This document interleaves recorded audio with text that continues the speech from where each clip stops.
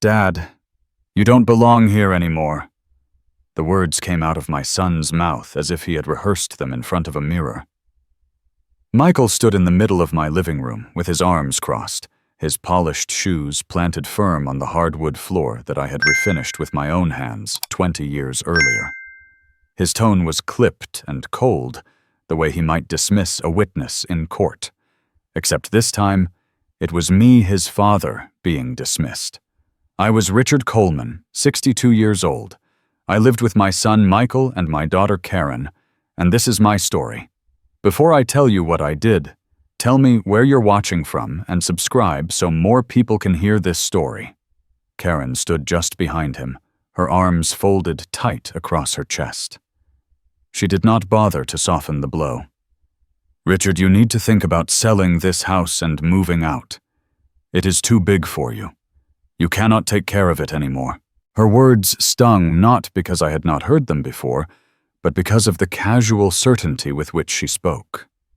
As though my life, my home, and my worth could be reduced to a burden on her weekend schedule. The old clock above the mantel ticked loudly in the silence that followed. I sat in the recliner that had molded to my body over the years, my fingers gripping the worn arms, until I felt the fabric bite into my palms. My heart pounded hard against my chest, but I said nothing. I simply stared at them, at the son I had raised and the woman he had chosen standing together in judgment of me. Michael let out a breath, as if I was already exasperating him.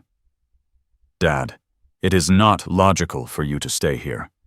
The property taxes alone are eating into your retirement. The roof needs fixing. The furnace is on its last legs. You could move into a condo on the east side of Springfield. I have a friend in real estate who can handle the listing quickly. You would be better off." Better off. The phrase rolled around in my head. Better off without the oak tree I planted the year Michael was born. Better off without the porch Laura and I had painted together on a July afternoon, laughing as we dripped paint on each other. Better off without the memories that seeped into every wall and floorboard. Karen added quickly, as if to drive the nail in deeper. "And you would be closer to us. We could keep an eye on you." I raised my eyes to meet hers. There was no warmth in her expression, only calculation. Her voice carried no concern for me, only the efficiency of a plan she and Michael had already discussed. "This is my home," I said finally, my voice quieter than I expected. Michael shook his head slowly, his eyes narrowing with the same look he used in courtrooms to corner an opponent. It was Dad. "But things change. You cannot hold on forever." The photographs on the wall behind him blurred. Laura smiling in her Sunday dress, Emily and Michael as children on the porch steps, our old retriever bounding through the yard. Years of sacrifice, years of building a life reduced to an inconvenient obstacle in my son's future plans.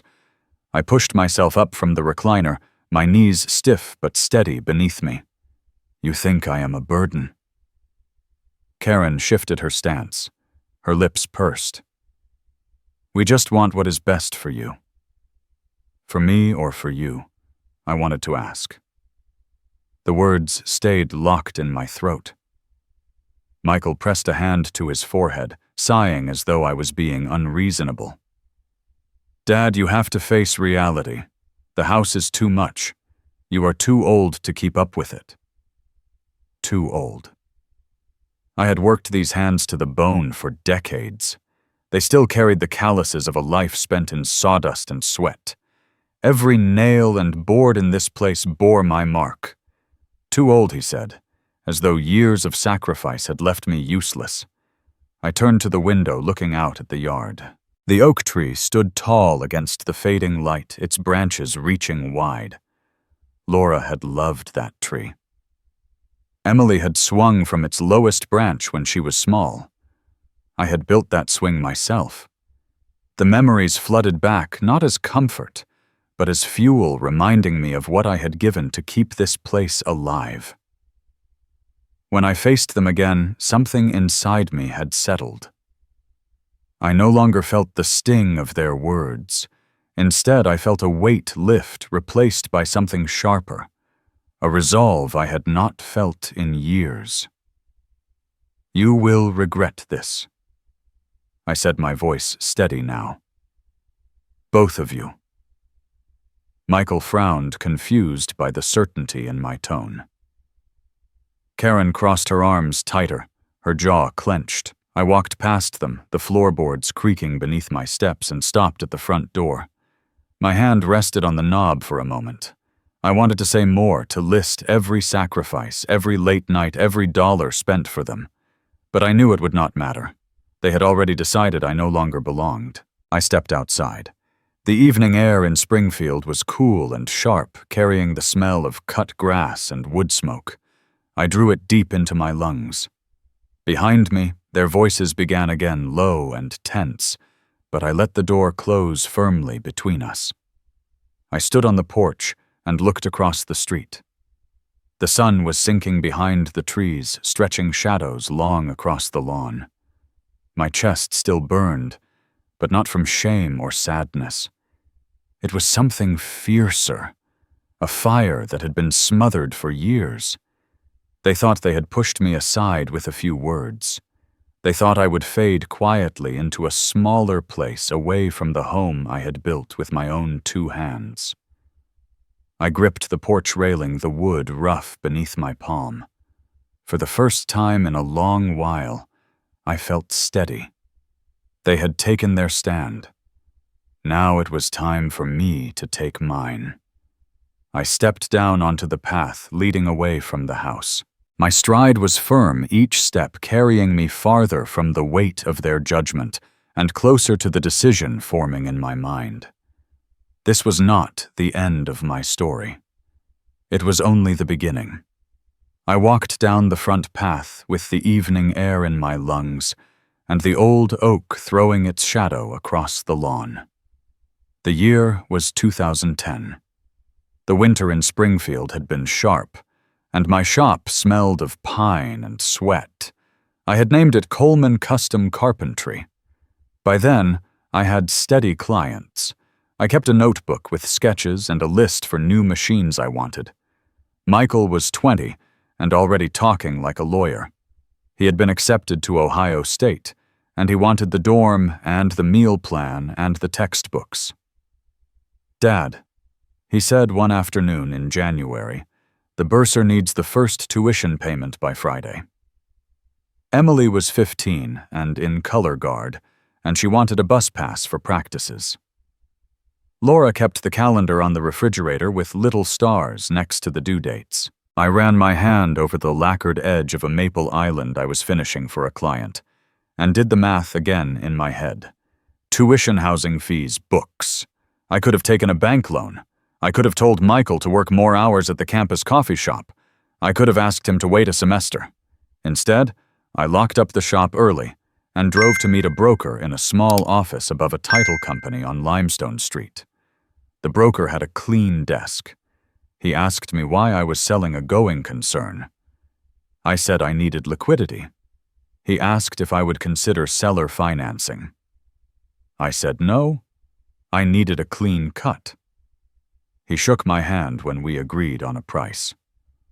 I told myself a father does not count the cost when his children are standing on the edge of their future. I told Laura that night at the kitchen table. She listened without interrupting. She said, "We will make it work, Rich. We will make it work." I nodded and looked at the calluses on my hands. The last week before closing, I was at the shop before dawn and home after dark. I sharpened every chisel. I labeled drawers for the new owner. On the morning of the closing, the title clerk slid a stack of papers to me. My name appeared in neat blocks. Richard A. Coleman. At the end, she handed me a cashier check and a receipt. I drove straight to the bank and deposited most of it, then took the short drive to the Ohio State branch office in Springfield to process the first transfer. A clerk took my form. She asked for identification. I wrote the amount, carefully making the numbers clear. She stamped a receipt and slid it back. When I got back to the house, Laura had already set 2 mugs on the counter. I told her the first term was now paid. She reached for my hand and squeezed it. We did not say much. Michael breezed in later. I told him the bursar had posted the payment and that there was money set aside for books. He checked his phone and nodded. Good. He said that should cover it, and he asked if I could also transfer something for a laptop because his old one lagged. That night I told myself he was busy and young, and that gratitude comes later, after the thrill of freedom fades and the weight of love settles where it belongs. The next weeks were a blur. I trained the new owner on a few jobs I had promised to finish.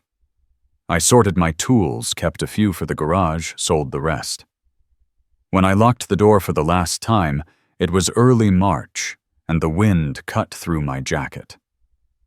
I slid the key into an envelope for the buyer and drove away. In the quiet of the truck, I said it again. This is for my children. Emily watched me more closely than Michael did. She came into the garage one afternoon with a roll of duct tape and asked if I could fix the handle on her practice case. She said she was proud of me. She asked if I missed the shop. I told her the truth. Every minute. Then she hugged me and ran back to the yard. The second tuition bill came due in late summer. I moved money again. Michael texted me lists of required books and a request for a meal plan upgrade. I transferred more and told myself that next year he would find a part-time job to help. When I asked him about it, he said classes were heavy and the law track required focus. He added a line about internships and how unpaid work now would pay later. I sent another transfer instead.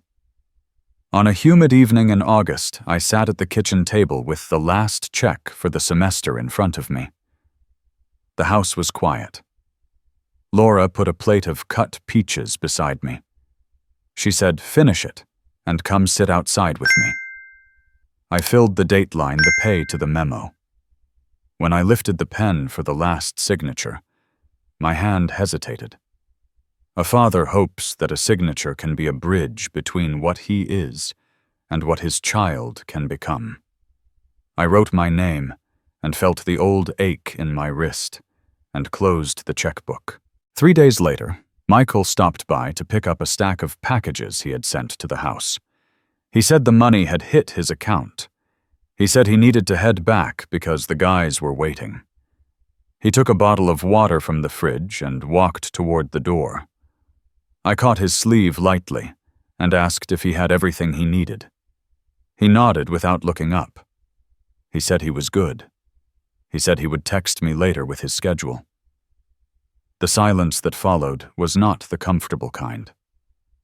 I stood there, and I felt it for the first time, a small, cool space where warmth used to live. It was not anger. It was not disappointment, not yet.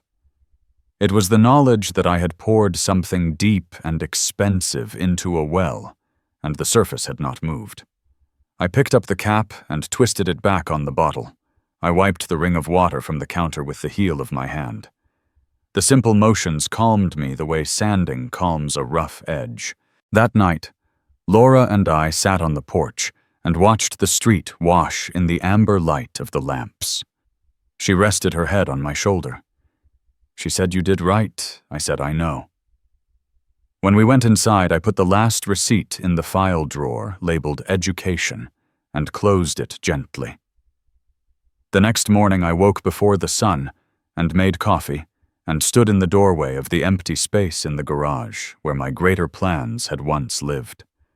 It was just concrete and a window and a hook for a work light. I told myself a new season had arrived. I told myself that sacrifice would grow a future big enough for all of us. I said the words out loud to see if they sounded true. The house answered with its familiar creaks. I poured a second cup and sat at the table, and looked at the neat stack of receipts and bank slips, and the small note Laura had left there in her tidy hand. "We will make it work." I placed my palm on the paper, as if warmth could pass through it and back again. When the phone buzzed a little later with another message from Michael about a parking permit charge that was higher than expected, I opened the banking app and moved another small amount. The confirmation screen lit the room for a second and went dark. I set the phone down and listened to the house breathe. In that quiet, I felt the seed of something I could not yet name settle into the grain of my heart and stay there. Spring drifted into summer, and then into the year the doctors began using words that made the room colder. Laura started with a cough that would not shake loose. By February of 2018, we were taking the early drive to the clinic before sunrise. I kept my hands steady on the wheel. She kept her hands folded in her lap. We did not need many words. Tests led to more tests. I kept a small notebook in my pocket and wrote down every instruction. I asked questions, simple ones at first, then the kind that come when you realize the ground is moving beneath your feet. Emily came home from Columbus every weekend she could. She sat with Laura in the afternoons and read aloud from the paper. When Laura felt strong enough, they walked to the porch and watched the oak throw dappled shade on the grass. Michael called often at first. He asked about test results and medications, and then he asked about money. He said he could draw up papers to protect the house. He talked about trusts and transfer on death deeds, and the way probate might slow everything down. He said selling might make sense in the long run. His voice was calm, persuasive, practiced. I said we would take it one step at a time. Some days Laura had the old light in her eyes and teased me for fussing over her blanket. Other days she slept through the afternoon and woke only to whisper for water. I learned which joke could still pull a smile when the room felt too heavy. The day the oncologist spoke plainly, he said the treatment had held as long as it could. He said we could fight longer, but the fight would be different now. Laura nodded. She reached for my hand first, and then for Emily's. Home hospice entered our lives with quiet competence and warm faces. I set up a bed by the window that looked toward the tree. Neighbors brought food and stories. Emily slept on the couch most nights and woke at every shift of air. Michael visited on a Saturday every few weeks and spoke to Laura softly for a few minutes. On one of those afternoons, he said we should consider a reverse mortgage. I nodded without nodding. On a clear morning in August, the house grew very still. Laura squeezed my hand, then Emily's. I pressed my forehead to hers and told her I would keep the house the way she liked it. I told her the porch would be swept. I told her the curtains would be washed in the first warm week of spring. Emily cried quietly into my shoulder. We stayed that way until the nurse touched my arm and whispered that she would make the necessary calls. After the funeral, Emily took charge of thank you notes and handed me a pen when a message needed my voice. Michael came by 2 days later in a pressed blue shirt and a tie I had bought him for his first job. He wanted to review some paperwork.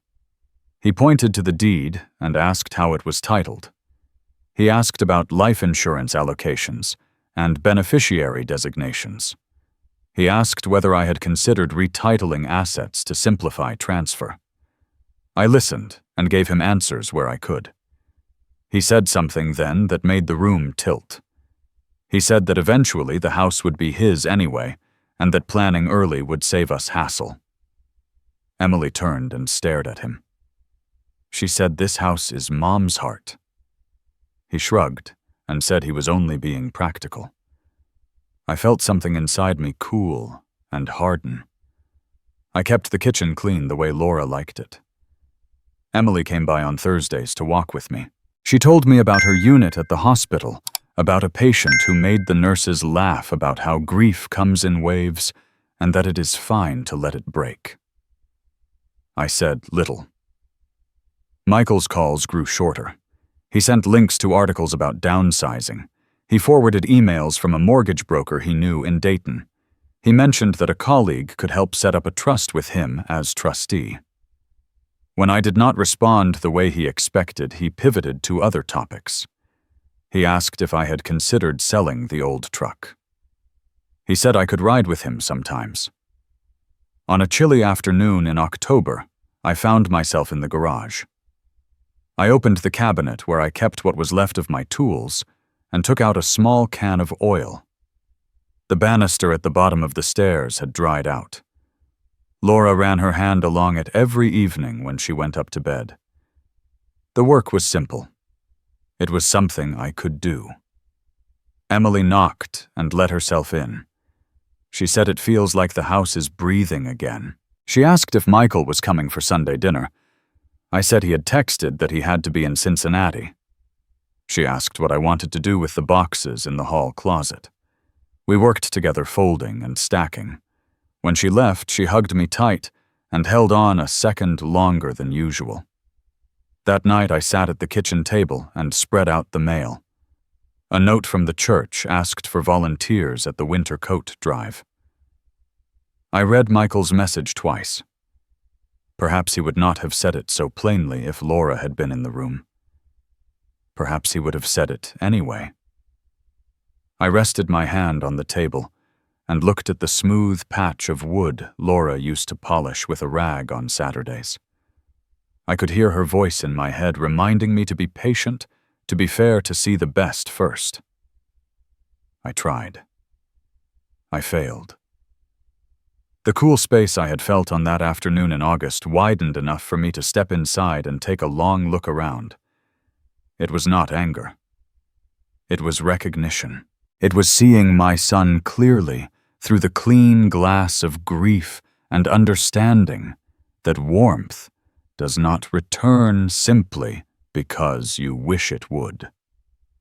By the time winter leaned into 2022, I kept busy out of habit.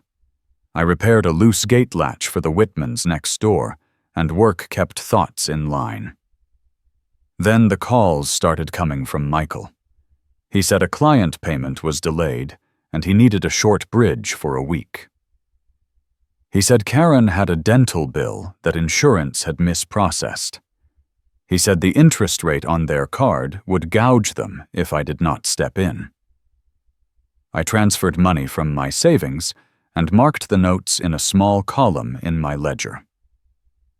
Emily saw me writing one evening when she came by with rotisserie chicken and a bag of salad. "You are helping him again?" I told her it was temporary. "Dad," she said softly, "there is a difference between an emergency and a pattern." I nodded and changed the subject to the weather. Spring brought longer light and more asks. He said the firm had moved him to a new team and that he needed to look the part. He needed help covering a suit and shoes he had already charged. I told him I would move the money. Karen visited with him 2 weekends in a row. She looked around the living room. When I poured coffee for all of us, she asked about the grinder. Later she said she had been reviewing their budget and that they were concerned about my lack of a comprehensive plan. She said older parents often struggle to manage cash flow and investments. I told her I had managed fine. In May, Michael asked for help with a tax bill. The number was larger than the others. I moved the funds. Emily found me at the porch table 2 days later with the ledger. She asked if we could look at the numbers together. I slid the notebook to her. She said only this feels like more than a rough patch. I told her he had always been intense, always sure he could outwork a wall if he ran at it long enough. She said intensity is not the same as respect. I put my hand over hers on the table. The next ask came in June. Michael said they had an unexpected repair on the air and heat unit at their townhouse, and it was the hottest week yet. He sent me a link to the invoice. I paid it directly to the company. When I logged in, I saw a list of recent card charges I did not recognize. A boutique spa in Oakwood, a high-end kitchen store in downtown Dayton, a dinner at a steakhouse with a total that looked like a mortgage payment from 1987. My name was on the account. The card number matched the old supplemental I had added for emergency use when Michael was a senior at Ohio State, the one I had forgotten to cancel when he promised he would cut it up after graduation. For a minute, I just stared at the screen. I clicked through to see the authorization, and there it was. Michael Coleman, as the user on the supplemental line. I pressed my palms on the edge of the table until the wood bit my skin. In that silence, I heard Laura say gently that feelings need facts, and facts need action. I printed the list and walked outside. I walked to the end of the block and back, and then I dialed. Michael answered breathless, as if he had jogged upstairs. I told him I was looking at the statement. I read 3 charges. There was a beat of silence, and then his voice came polished and quick. He said those were client-related, and he had planned to reconcile them with the firm. He said the spa was actually a gift card for a client referral, and the steak dinner was a meeting. He spoke too fast. I asked why he had used the supplemental card. He said his personal card had hit a temporary hold, that it was easier to fix it later, that he meant to tell me. I asked when later was. He said soon. Karen called me an hour after that. She said I was misunderstanding how business works. She said a responsible parent would want their son to look successful because appearances matter in law. She suggested that Michael take over paying my bills for a while to ensure nothing fell through the cracks. I listened, said I would consider it, and hung up. Emily dropped by that evening with grocery store flowers and macaroni salad. I handed her the printed statement. She said we need to shut that card down. I said not yet. She asked me why. I told her sometimes you learn more by watching one more step. She said I am with you in whatever you choose, and Dad, I will not let them steamroll you. 2 days later, another charge hit. A home goods store in Centerville for a set of bar stools. I did not call. I drove to Dayton with the printout and parked a block from their townhouse. I walked up the steps and knocked. Karen opened the door. Behind her, I saw the new stools at the kitchen island. Michael came out of the hallway in shirt sleeves, tie draped around his neck. I lifted the paper and held it between us. He looked at it, and then at me. You used my card, I said evenly without raising my voice. You did not ask. He opened his hands as if to show he was unarmed. He said it was temporary. He said he was going to move the funds tonight. He said I was making a bigger deal than necessary. Karen stood with her arms crossed and said if I kept reacting like this, people would think I was slipping. She said the adult solution was to let Michael manage my accounts. I folded the paper back into my pocket. I took a breath and let it out slowly. I told them I would review everything and be in touch. I turned and walked down the steps. Neither of them followed. On the drive back to Springfield, I did not turn on the radio. I let the miles roll under the tires and thought about lines and where to draw them. By the time I pulled into my driveway, the quiet no longer felt like absence. It felt like a room where a decision could finally take a seat. I went inside, set the printed list on the table, and reached for my ledger. The pen felt heavier than before. I wrote a single sentence across the top of a fresh page. Enough. Then I closed the book and listened to the house breathe. January brought a pale sun and a cold morning. I salted the walk. Inside, I made coffee. The doorbell rang just after 9. Through the glass, I saw Michael in a dark coat and Karen behind him. He said he had brought paperwork to make things easier. Karen brushed past and set her bag on the kitchen island. Michael asked if we could sit at the table. He began arranging pages into neat stacks. He said words like streamlining and peace of mind. I sat across from him and watched his hands. He slid the first packet toward me. He said this was a listing agreement with a friend in Columbus who specialized in properties like mine. He said the market would cool soon and that we should move quickly. Karen picked up the second stack. She said this was a transition plan, a soft name for moving me out of the house and into their townhouse until they found a suitable condo near them. She laid out the benefits as if reading from a brochure. I let their voices flow past for a minute. Michael tapped a line on the listing agreement. He said this was the price range the agent expected and how that would translate into cash after fees and taxes. He said he could set up a trust to manage the proceeds. He did not use the word father. I lifted the top page and read enough to see dates and clauses that were already filled with my name. Richard, a Coleman. My stomach tightened at the sight of my own name used as a tool. I set the page down. Karen said the house was too much for me now. She said the porch needed work, the roof would not last another winter, and that the furnace was ancient. She added that older adults often cling to houses for sentimental reasons and then end up paying more in repairs. She suggested that I was on the verge of making poor decisions. She said Michael and she had the bandwidth to take care of things in a modern way. I folded my hands so I would not drum my fingers on the table. I told them both that I appreciated the thought, but I was not signing anything today. He said the point was to act before a crisis. He said I was alone in a 4-bedroom house and that loneliness was dangerous. He said people take advantage and that I was lucky to have children who were proactive. He said it was time to be practical. Karen said I should accept that I was old and that it was best to live with them for a while. She added that managing money can get confusing at my stage, and that she already saw signs I was out of my depth. The room went very still. I wished Laura could step in from the yard, wipe her hands on a dish towel, and tell them to lower their voices in her kitchen. Emily had warned me about patterns, the asks that became assumptions, the assumptions that became expectations. I thought of the supplemental card charges and the way the bar stools had gleamed under the townhouse lights.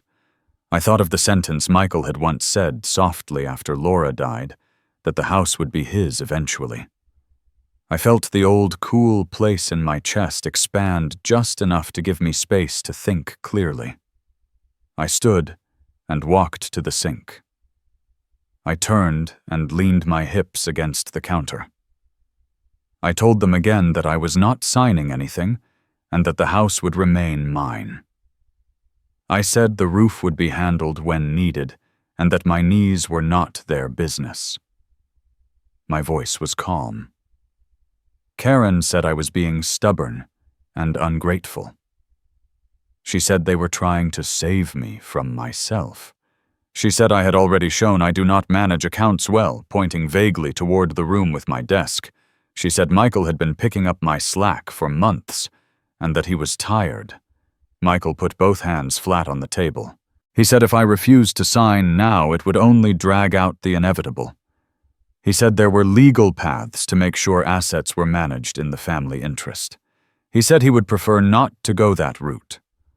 I told him to pick up the papers. He did not move. She said I was just being dramatic. She said I had always wanted to be the hero of a story that did not exist. She said I had been a burden for years, and that I should stop pretending otherwise. Something in me that had been patient for a long time stood up. I walked back to the table and picked up the listing agreement. I set it down across the stacks.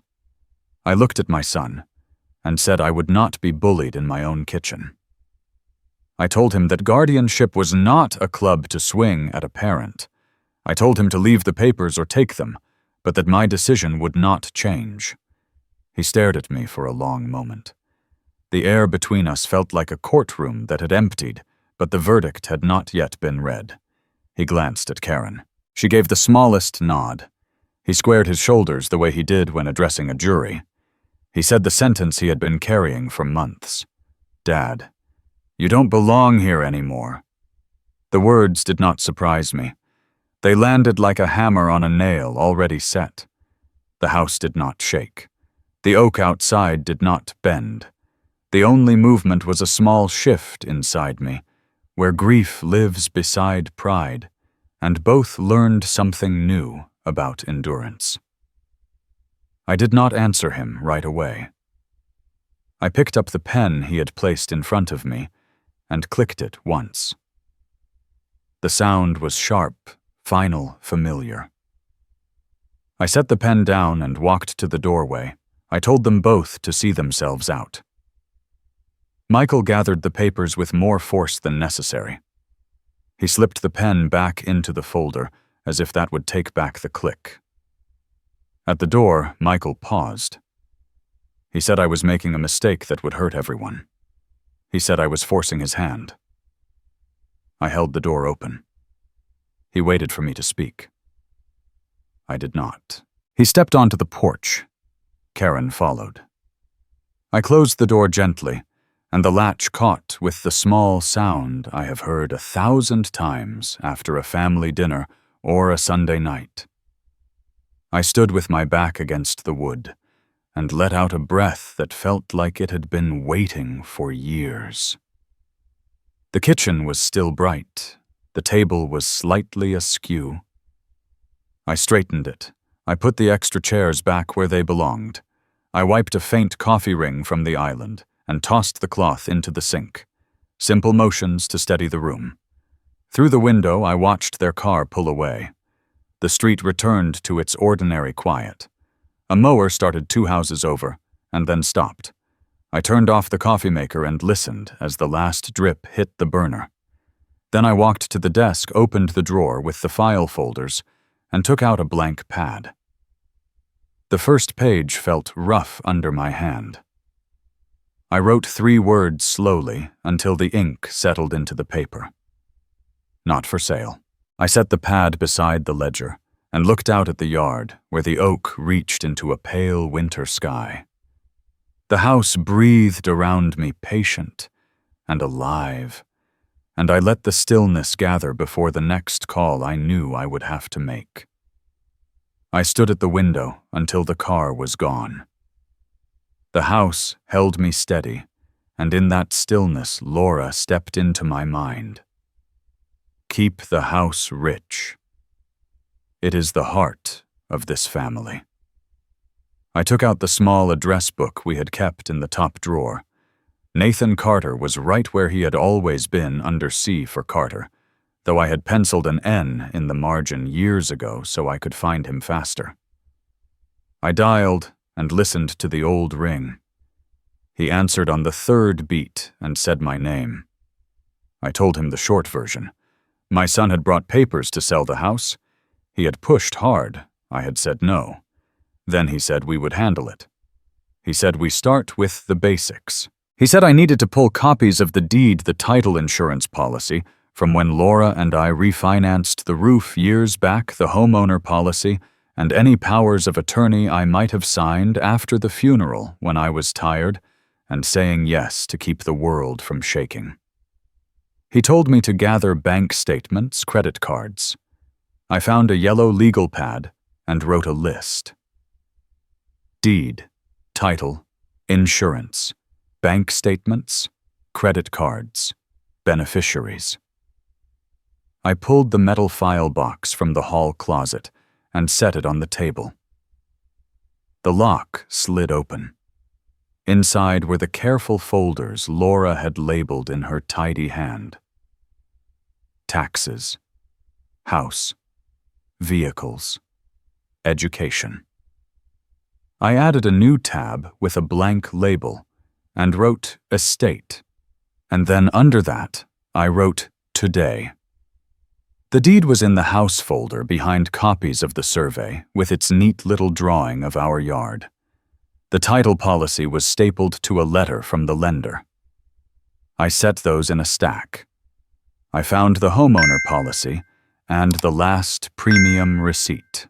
In the banking folder, I found the original paperwork for the supplemental card I had once added for Michael. I set it aside with a paper clip. I needed a plan. Nathan called back before I could ring him again. He said he had cleared his afternoon. He said to bring everything to his place in the old brick building off Market Street. I told him I would be there by 2. I drove through Springfield. Nathan met me at the door. He hugged me, then stepped back to see if anything was broken that could be fixed. We spread the papers out on his dining table. He nodded at the deed and title. He lifted the supplemental card form and looked at me over his glasses. I told him I had already decided to shut that down. He said, "Good." He said, "Do it today." He asked about beneficiaries on my bank accounts. I told him they were old. He said we would refresh everything. He asked about my will.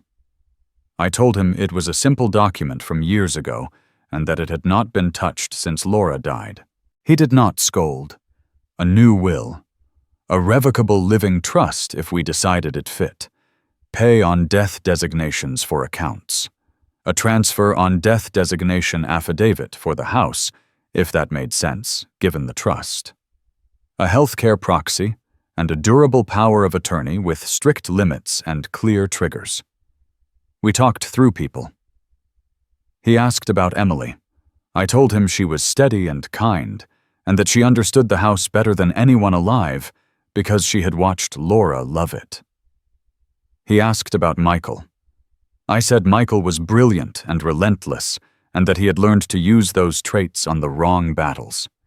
He said trustees need steadiness, and beneficiaries need boundaries. He asked if I wanted to leave the house directly to a person or shelter it in a trust that would pass benefit without allowing a sale out from under the purpose Laura had named. I saw the porch in my mind. Laura's book on the arm of the chair, Emily laughing with Sophie as Bubbles was popped in the yard. I said the house should stay in the family but not be treated like a piggy bank. He nodded and said then we would draft language that any sale required unanimous consent of 2 trustees and that proceeds stayed in trust for a purpose that fit our intent. He said also we would add a clause that barred any trustee who had a documented history of misusing the settlers' funds from serving without court review. He knew I had to say the next part myself. I said Emily would serve. I said Michael would not. He wrote the names neatly. We paused, and he said next was banking. He told me to go to the bank in the morning and remove every authorization not strictly necessary. He told me to ask for a printout of all users and access points. He said to replace the supplemental card with nothing. He said while I was there to ask for beneficiary forms and to name who I intended with full legal names and social security numbers, no room for confusion. He said to get a safe deposit box for original documents. He said to keep receipts and write dates in the corner in ink. I thought about calling Michael to tell him to back off. I thought about telling Emily to come sit with me and draft 1,000 lists. I looked at the stack of papers, the neat columns of dates the way Nathan's notes already made a map. I heard Laura again. Keep the house. The sentence did not sound like nostalgia. It sounded like instruction. I told Nathan I would do all of it and that I would do it quietly. He asked if I wanted him to call Michael as a courtesy to head off a confrontation. I shook my head. I said, "Not yet." He nodded and underlined a date on his pad. We gathered the folders. He offered to walk me through wording for anything a banker might push back on. He told me what to say if someone suggested a joint account for convenience or asked to add a manager. He said say no and repeat it plainly. He said if the teller wanted a reason, I should say safeguarding. He said if the manager wanted a reason, I should say counsel advises. I set the file box on the desk and took out a small black notebook Laura had given me the Christmas before she got sick. The first pages were blank. I wrote a date and then wrote bank beneficiary's safe deposit P.O. box. I wrote attorney will draft trust draft healthcare. Proxy power of attorney with limits. I wrote deed review and decide whether to file transfer on death affidavit after trust is complete. I ate a simple supper and washed the plate. I walked the rooms with a quiet kind of inventory, the nick in the hallway where Michael had run a toy truck too fast. The scuff on the baseboard Laura never minded. The sun stain where her favorite rug had faded into a soft memory. I stopped at the porch and touched the rail I had oiled in the fall. It felt like the house breathing against my palm. The phone buzzed once with a message from Michael asking if I had reconsidered. I set the phone face down. He would learn the difference soon enough. I shut the curtains and locked the back door. I slid the file box under the desk and set my wallet and keys beside the checklist so nothing would slow me in the morning. In the quiet, I said a few words to Laura. Then I turned off the lamp and let the house rest, knowing that by the time the bank opened, the first nails of this new frame would already be set. Morning light pressed through the curtains, and I was already at the kitchen table with the checklist Nathan had drawn for me. A car door shut out front. I looked up and saw Emily on the walk with a paper bag in one hand and Sophie beside her. Emily called through the door. She stepped in and set the bag on the counter. "I'm here, Dad," she said. Sophie came straight at me. "Grandpa," she said into my sweater, "don't let them take your house." The words lodged in my chest. I bent and held her. I told her I was not going anywhere. She let me go and stood back and announced that she had brought her markers. Emily handed me a pack of blueberry muffins and set out plates, while Sophie rummaged for her markers. Emily rested a hand on my shoulder. "Michael texted me," she said. "He said he came by yesterday with papers. He said you were stubborn." I told her what had happened. I told her about the listing agreement already filled with my name, about Karen, about the sentence Michael had rehearsed. Emily listened without interrupting. When I finished, she nodded.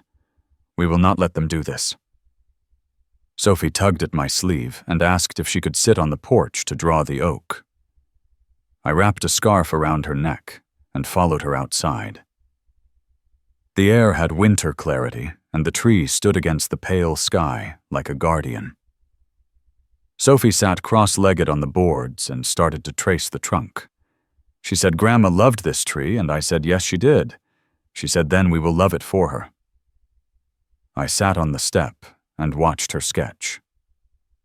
Inside, Emily poured coffee. "Tell me your plan," she said. I slid the checklist toward her. Bank visit, beneficiaries, safe deposit, attorney drafts. She read each line and nodded. She asked if I wanted company to the bank. I told her I might need her later, but today I wanted to do the first steps alone. She said then we will double-check the forms together tonight. Sophie finished her first drawing and ran in to show us. She had written one word under the trunk in careful letters. Home. I taped her drawing to the refrigerator where Laura used to put school papers. Sophie asked if she could do a second one from the kitchen window. I told her to pick the best view. Emily and I carried the file box to the table. She asked about the supplemental card, and I told her I planned to shut it down. She said good, and then added that we should print copies of every recent statement and keep a log of calls. The doorbell rang, and both of us froze. I went to the window and saw only the mail carrier leaving a package on the porch. I exhaled and felt the house relax with me. I carried the box inside. Sophie asked if she could open it.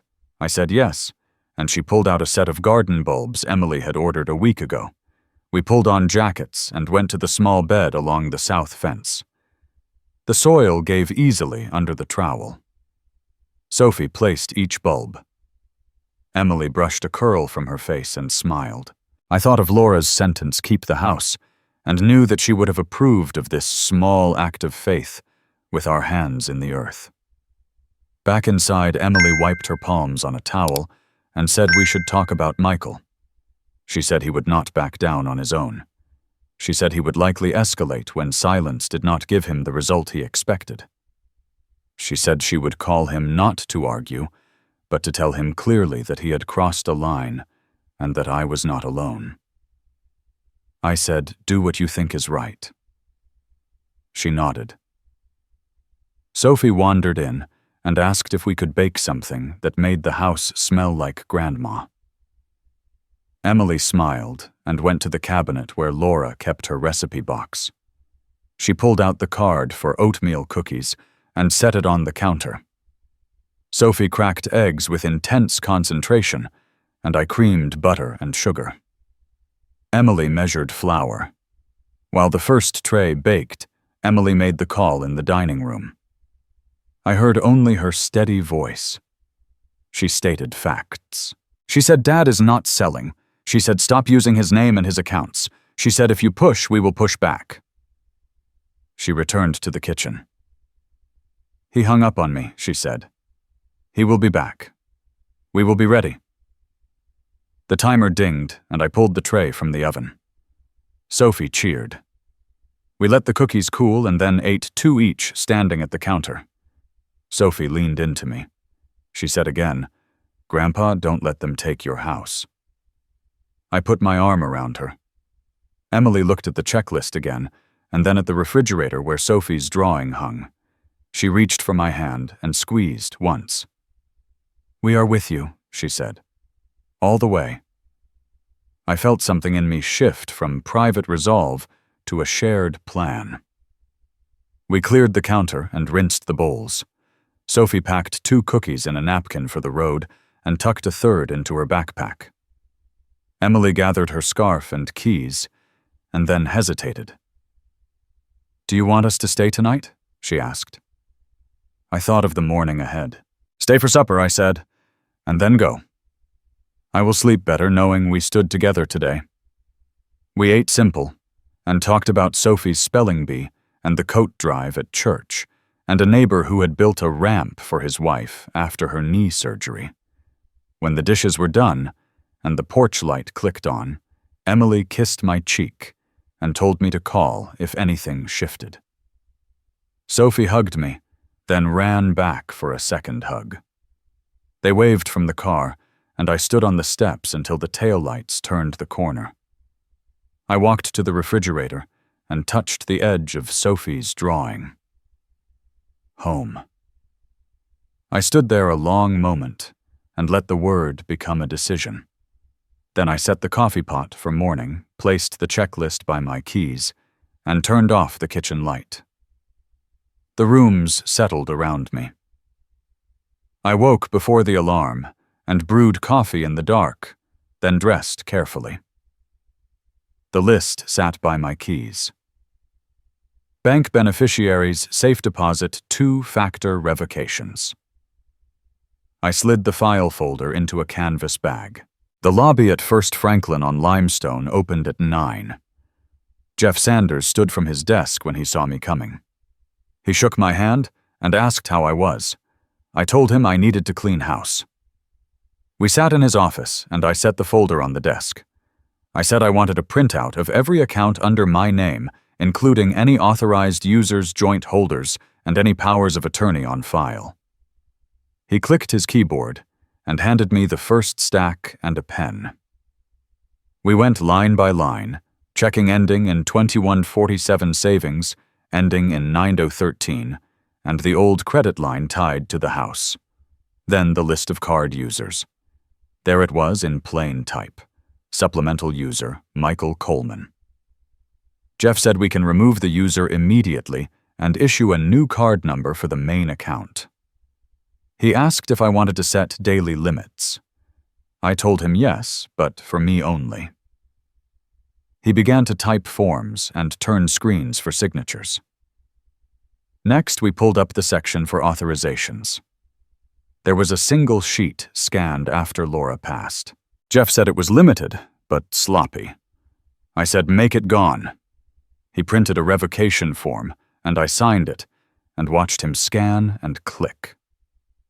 We added a note to require government identification and a code word for any future in-person requests. I chose a word Laura used to say when she wanted me to stop worrying. Enough. Two-factor authentication was next.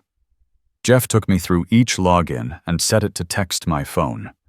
He told me to harden my email and phone carrier too. I wrote carrier on my own list. We opened beneficiary forms for my checking and savings. He handed me the forms and a blue pen. I wrote Emily Coleman's full name and address, and then Sophie Coleman as contingent. Jeff checked the forms and said he would walk them to the back himself, so they were keyed before lunch. The safe deposit box clerk brought a small brass key and a ledger. We signed, and she showed me to the vault. I chose a mid-sized drawer. In it, I placed photocopies of the deed and title policy, the insurance, and the list Nathan had made. I kept the originals with me for now, and a second set would go to Nathan. Back at Jeff's desk, he printed one more report. We scanned it together. Then an entry caught my eye. A small installment loan opened online in late fall, just $3,000. The electronic signature line listed my full name and an email address that was mine, but the recovery phone number was not. I pointed. Jeff frowned. He said it could be a clerical input by the lender or an application done by someone with enough of my information. He printed the page and suggested we bring it to the lender branch across town and request the application packet. I tucked the printout into my folder. I thanked him, and he walked me to the door. He said, "If anyone asks for information about you, they get nothing." He tapped the code word on his pad. I said it back to him. "Enough," he said. "Call me if anything smells off. I will flag your profile for extra verification." The handshake was firm. I drove straight to Nathan's building. He waved me in. The dining table was cleared. I laid out the bank paperwork and the beneficiary forms, and told him about the supplemental card removal and the revocation. He had drafted outlines for a will and a revocable living trust. We talked through intent first. The house stays in trust for family use, no sale, without the consent of the trustees. Emily to serve as primary trustee. Michael to be a beneficiary, but not a trustee. Sophie to receive educational support from the trust. We turned to the will, moving anything left outside into the trust on my death. We set healthcare directives and a durable power of attorney. Nathan read each clause slowly. I stopped him twice to ask for plainer words. I showed him the small loan printout. His mouth flattened. He said if Michael used my name with implied permission from the old days, the bank might treat it as a domestic misunderstanding rather than fraud. He said we could pull the application file and demand the IP and device info. He said we could also treat it as a warning. We chose quiet with a record. He drafted a letter for me to send to the lender, requesting all application materials and adding a note that no one is authorized to apply on my behalf for any future product. By late afternoon, the drafts sat before me lines ready for signatures once I took a night to breathe and read them again. Nathan pulled a notary stamp from a drawer and set it aside. He asked me how I felt. "Steady," I said. We both laughed, once short and real.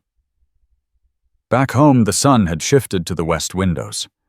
I spread the drafts on the dining table and read them one more time. Emily trustee, Sophie beneficiary, the house not for sale. I signed where Nathan had marked for preliminary approval and set the stack in a large envelope. I placed it by the door with the safe deposit key on top. I called the lender branch and asked for the packet on the small loan. The clerk said the file would be ready the next day. I noted the time and her name on the edge of my legal pad.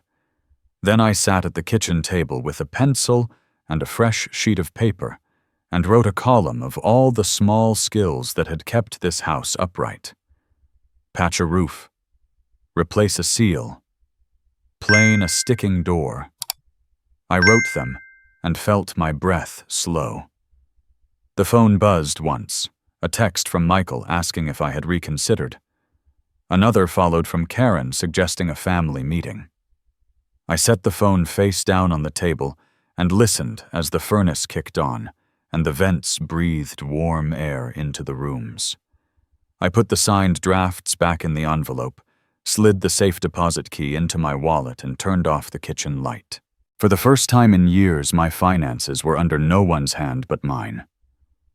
I stood at the window and watched the street in the blue hour and let that truth fill me until it felt like a foundation that would hold. The street lights flicked off one by one. I had a second cup of coffee and reviewed the envelope by the door. My phone buzzed on the counter. A fraud alert showed a declined charge at a boutique spa in Oakwood at 7:42. Another buzz followed with a decline at a high-end home store minutes later. By late morning, a car pulled hard to the curb. Michael came up the walk fast. I opened before the third hit on the door. He shouldered past me a step and then stopped when I did not move. He said his card was declined and that I had humiliated him in front of people who matter. He said a manager had looked at him like a liar and that he had to pay with cash he did not plan to use. I told him the supplemental card was gone and the number changed. I told him any use of my name or accounts without permission would now meet a closed gate. He stepped closer and said I had overreacted to a simple delay and that I had no idea how reputation works in his line of work. He said he was building relationships and that I had just made him look small. Karen appeared in the doorway behind him. She said we needed to sit down and make adult decisions. She said I had always been stubborn and that now it was turning dangerous. She said she and Michael had looked into guardianship options for elders who resist help and that the courts could be reasonable if presented with a clear record of poor choices. I said we can talk on the porch. He looked at me for a long second, then walked back outside. Karen followed. Michael started again. He said I had cut him off without warning and that I was jeopardizing the family. He said if I insisted on clinging to this old place, then every expense would be on me, and that he would not bail me out when the roof failed or the furnace died. He said selling was still the rational option. I told him I was not asking him for anything. I told him I had revoked all authorizations and added protections, and that any misstep with my accounts would now be a matter of record. I said law does not stand with the greedy. Karen cut in. She said I was throwing around words I do not understand. She said if I continued this behavior, they would file for guardianship and power of attorney and have me evaluated. I told her to put any threats in writing and address them to my counsel. Michael said he knew about a small loan under my name because he had seen a soft pull on a monitoring service. He said he was concerned I was losing track. That was his attempt to get ahead of it. I told him I had already requested the application packet and that any misuse would be handled through channels. I said again that he was not to use my name for any application and that the era of assumptions was over. He stepped closer. He said, "Dad, I am trying to help you. People take advantage of men your age. Scammers call. You give out numbers. You fall for phishing." I said I know the difference between a scam and a son with a sense of entitlement. Karen said this could all be simple. Sign the listing. Move in with us for a while. Let Michael handle the accounts. She said we could throw in the remodel you have put off for years at our place and you could have the downstairs room. I told her I will die in this house before I live under your rules. Michael flinched. He said I was being dramatic and ungrateful. He said everything he had ever done was for this family. He said he had carried me more than I know. He demanded to know what changes I had made. He wanted details. He said he had a right to information because he was my son. I told him being a son gives you a chance to earn trust. He said he would go to court. He said he would show the judge how unreasonable I had become and how unsafe this house was for a man my age. The argument spiraled and then settled into a tight circle. He repeated his warnings. I repeated my decisions. She said my memory seemed faulty. She said I had always been better with wood than numbers. She said it was time to hand the wheel to younger hands. I thought of Emily and Sophie planting bulbs. Finally, Michael straightened and looked at his watch. He said he would handle this his way then. He said I had forced his hand.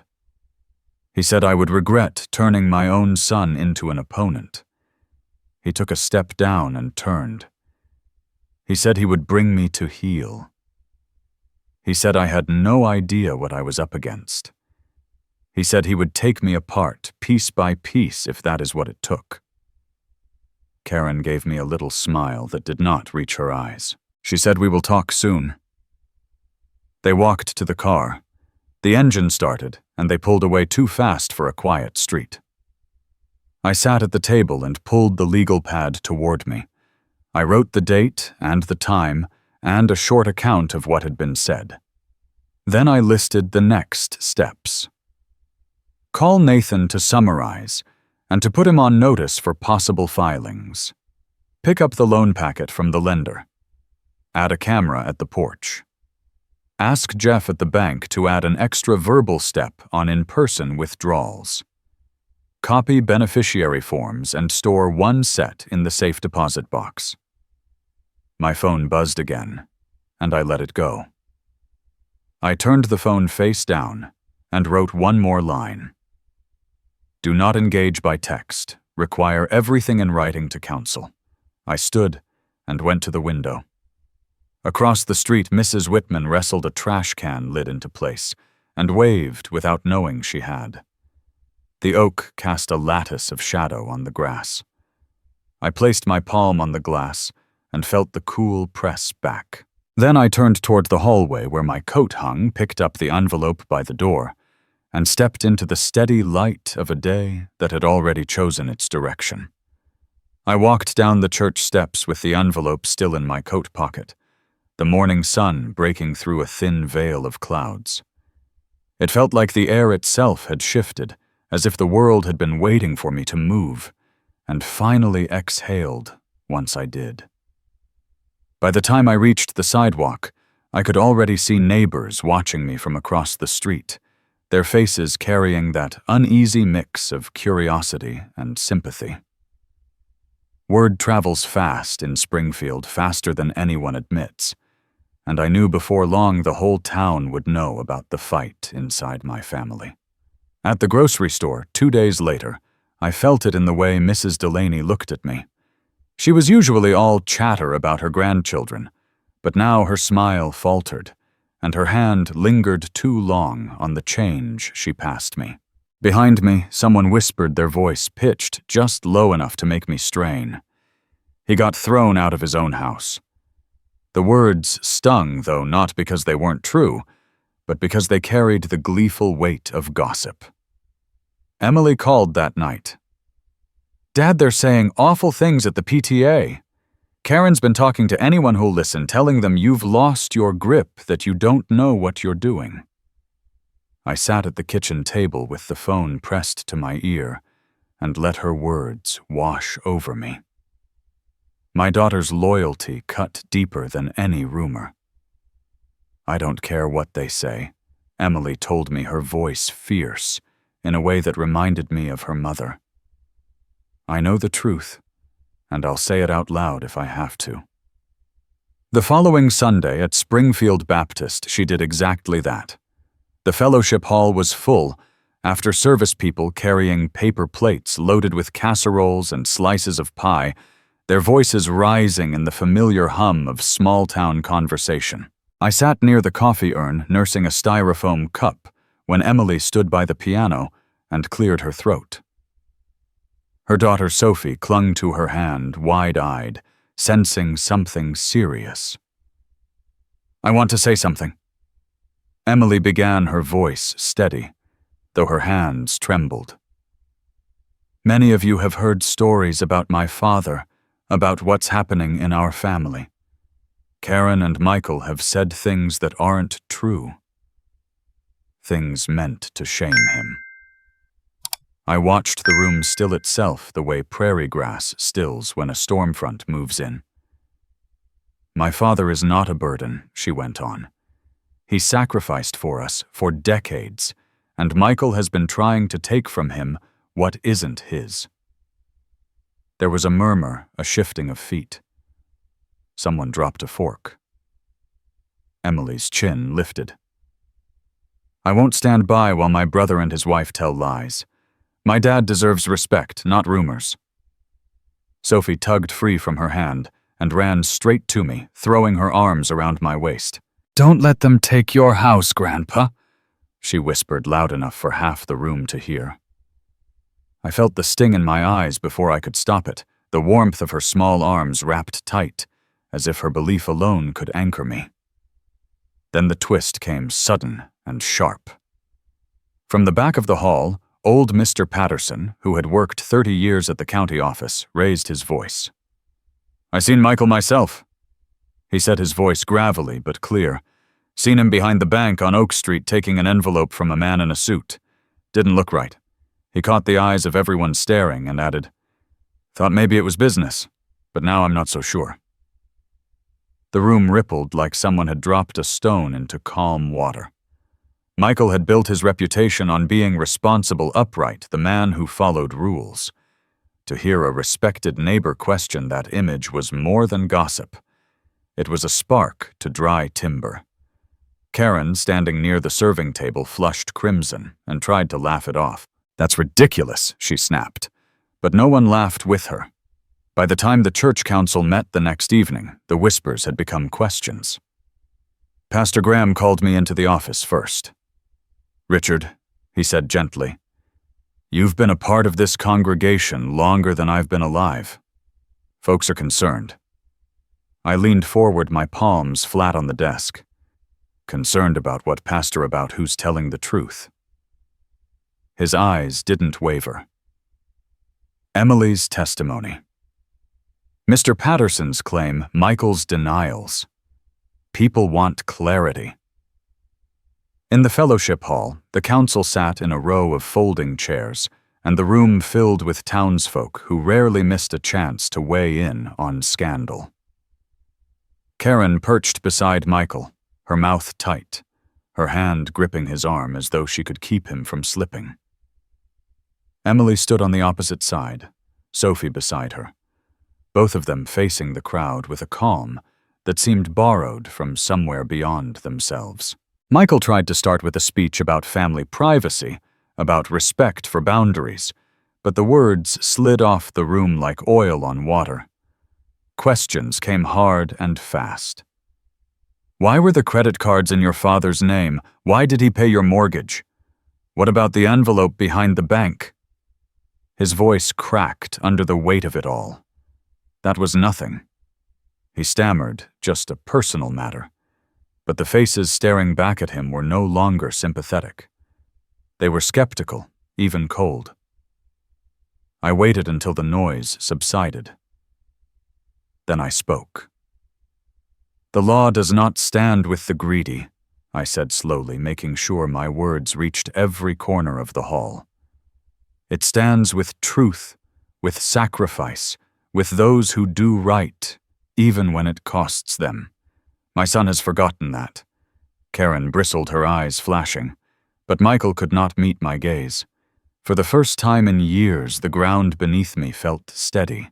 Emily at my side, Sophie's small hand clutching mine, and the community watching as truth cracked open the mask my son had worn. The questions kept coming sharper, more pointed, until Michael lowered his head. His reputation, once untouchable, had begun to unravel in front of everyone who mattered. And as the murmurs grew, I felt something I hadn't felt in years. I wasn't alone anymore. Winter thinned into January. I met Nathan to sign the final pages of the trust, and we filed the copies. The loan packet from the lender arrived. Nathan told me we would keep it documented and quiet, unless we needed it loud. By late February, the whisper that began in our fellowship hall reached Dayton. Emily called and said she had heard from a woman whose brother worked at Brackett and Miles. She said the firm had opened an internal review. I stood with the phone pressed to my ear. In March, I saw Michael only in glimpses. Once from across a parking lot. Another time from my porch, when his car rolled past too quickly for the street, Karen staring straight ahead. The letter came to him in April. Later, Emily confirmed it. He was terminated for cause after a findings meeting. The firm had chosen clean over loyal. Karen lasted 2 more weeks. I watched the moving truck back into their drive. Michael tried to lift a heavy box.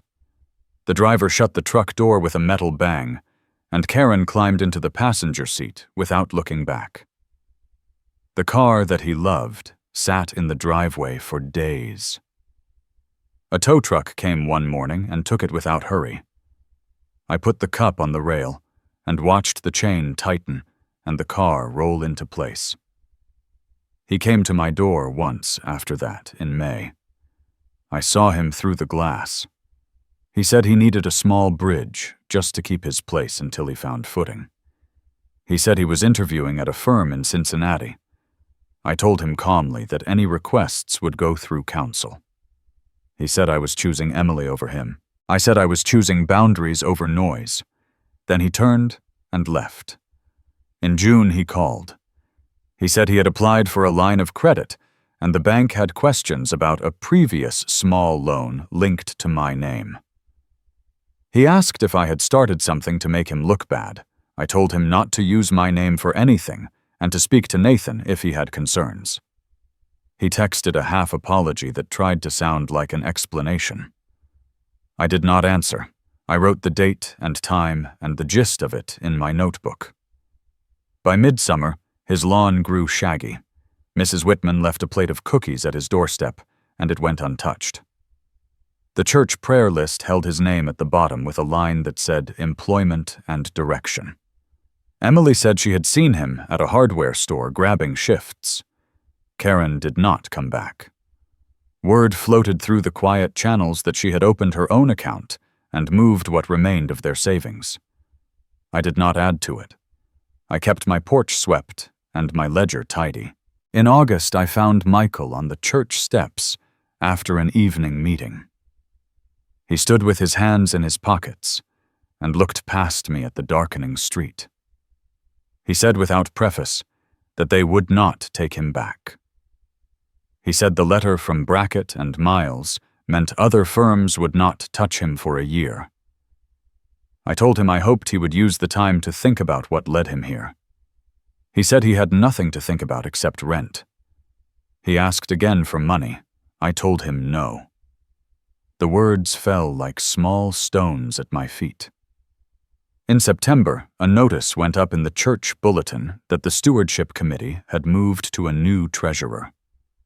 Michael's name did not appear on any committee. The pastor preached a sermon on humility. He shook my hand at the door after service. Emily kept bringing Sophie on Sundays. They sat with me. After service, Emily asked me how I was sleeping. She asked whether Michael had been in touch. I told her yes and no that he had reached out, but the words were not the kind that build. She nodded. October put a crisp edge on the air. I raked leaves into low hills and Sophie jumped through them. Emily baked a pie in my oven. In a quiet moment, I stood at the window and saw Michael walk past on the far sidewalk. His coat was thin. His hair needed a trim. He did not look up. I did not call out. I wish I could say I felt relief. I did not. What I felt was something like a long breath, the kind a carpenter takes after a board splits, and he knows he must cut a new piece rather than force the broken one into place. I set my hand on the porch rail and let its smoothness steady me. By November, the first hard frost silvered the yard, and the church choir rehearsed carols.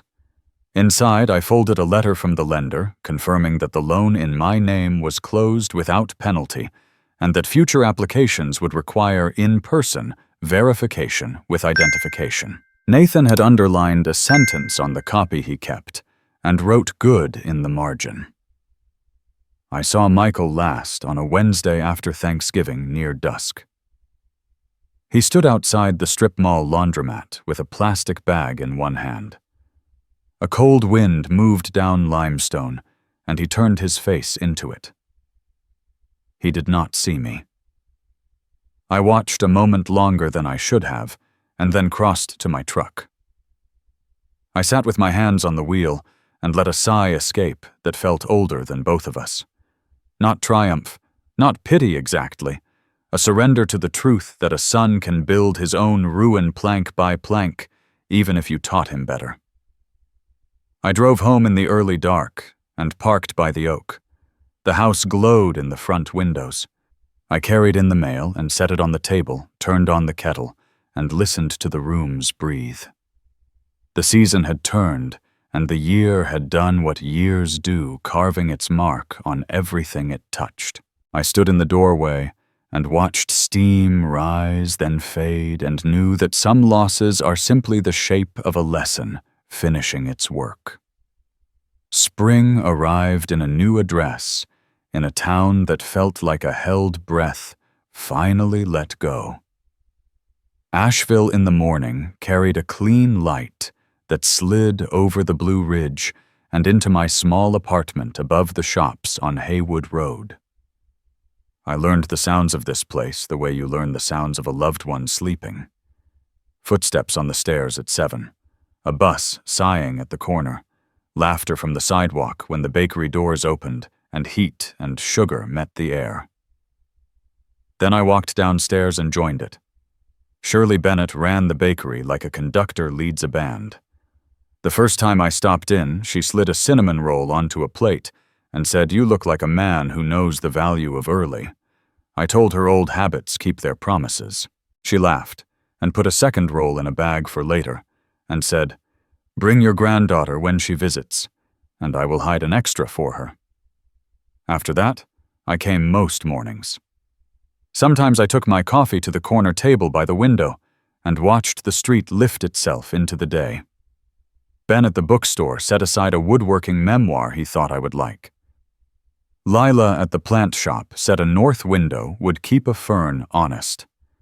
A retired teacher named Howard played chess on the bench by the bus stop and lost with grace and won without a speech. I did not have to justify my choices or defend my quiet. I simply showed up. That was enough to be known.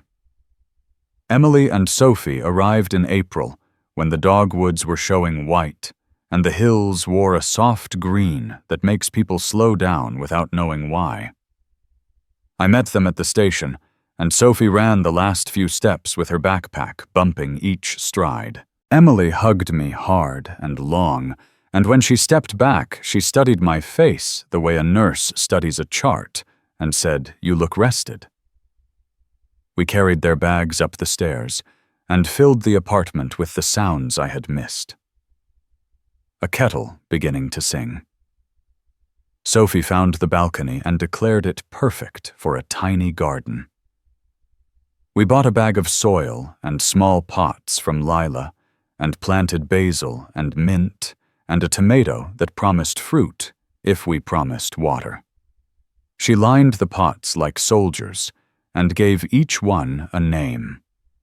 Emily told me about her unit and a new nurse from Cincinnati who already knew how to make a difficult family breathe easier. I told her about the chess games and the book Ben had saved for me, and the way Shirley had a sixth sense for when a man needed conversation more than glaze. One evening we sat on the balcony with simple plates balanced on our knees and watched the roof lines lift into dusk. Emily asked about Springfield, the old neighbors, the church, the oak. I told her the house stood as it should, and that the trust papers held like good joinery. I told her she and Sophie were named exactly where Laura would have wanted them, and that nothing important would be sold because Hurry had asked for it. Emily nodded and rested her hand on my arm for a long, quiet minute. "I kept my promise to your mother," I said, and the words felt like a board cut true at last. Sophie drew the oak from memory in the margin of a bakery bag and taped it to my refrigerator with the serious pride only a child can sustain. She said the real one misses you, but the drawing will watch you sleep. I told her I believed her. Later she fell asleep on the couch with a book on her chest, and the city humming below like a lullaby, written for old men and small girls who both needed rest. Emily covered her with a light blanket, and we crossed the room with the hush of people who remember a house where not everyone is sleeping anymore. The days folded into a rhythm that made sense. Mornings at the bakery, a walk by the river, a repair here and there for a neighbor who learned I still liked the feel of a screwdriver in my hand. The work was small and clean and kind. When I looked in the mirror, I did not see a man reduced by age. I saw a craftsman with fewer tools and more patience. That felt like an honest trade. Sometimes memory slid in beside me without warning. In the grocery aisle where Laura once teased me about the brand of mustard I refused to abandon. In the corner of the bakery when Shirley wiped a table with the same efficient circle Laura used on Saturdays. On Sunday mornings when the bell of a church a few blocks over rang with a tone that matched the one in Springfield in a way that made my chest ache and settle at the same time. News from Ohio arrived in small, careful notes. Emily kept me informed without trying to bind me to the past. Michael was quiet. He picked up hours here and there. He had not reached out lately. The church had met its coat drive goal. Mrs. Whitman had a new great-grandson and named him after her father. I listened and held each fact the way you hold a tool you have used for years. Respectfully, without need to prove anything. One afternoon, Shirley asked if I could look at a bench leg that had loosened in the bakery. I brought a small kit and tightened the bolt and added a shim to the mortise. She watched my hands and said, "There you go, then the world holds again." I could not have put it better. As I stood to leave, she tucked a paper bag into my palm and said, "For your girls." I let the words settle in a place that had been empty.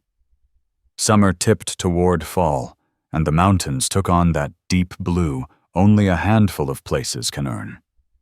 On the last evening of their visit, Emily and Sophie and I walked the ridge above town, where the sky keeps its promises. I squeezed her hand, and she squeezed back. We stood in a line looking out at the soft, dark hills, and for a moment, I could feel Laura on my other side, the way you can feel sun through your eyelids. I told her quietly that the house was safe, and the family had bent, but not broken, and that I had tried to be the kind of man she believed I could be. I do not measure justice by what fell apart for other people. Not anymore. Justice arrived here as the return of ordinary decency, the dignity of a signature made in clarity, the warmth of a community that asks nothing loud and gives what it can. The knowledge that when a line finally holds it is not because someone else bent to it, but because you braced it with your own back and decided you would not move. I kept the house. I kept my name. I learned that love is not the currency of guilt, but the quiet continuity of showing up. Thank you for staying with me till the end, for hearing my story. If one day your own children turn away from you, would you choose to stay silent and endure, or would you stand and protect yourself? Share your thoughts in the comments. If this story spoke to you, like, share and subscribe so others can find it.